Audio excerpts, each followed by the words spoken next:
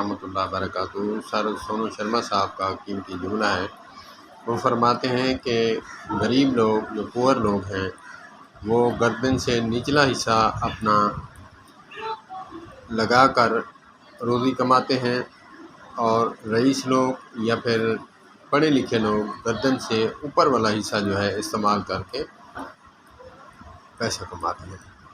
بہت ہی قیمتی جملہ ہے کہ جو پور لوگ ہیں، غریب لوگ ہیں، گردن سے نیچے جو ہے وہ محنت کرتے ہیں، ٹانگیں ہیں، ہاتھ ہیں، اور جگر لگا کر پسینہ بہا کر یہ کام کرتے ہیں۔ کام کرنے کے بعد پیسہ کماتے ہیں، حلال رزق کماتے ہیں۔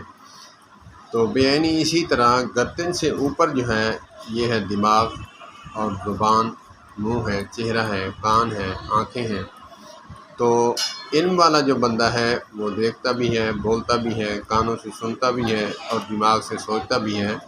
تو گردن سے اوپر والا حصہ استعمال کر کے وہ اپنے آپ کو جو ہے گرو کرتا ہے اور پیسے کماتا ہے۔ بہت ہی قیمتی جملہ ہے۔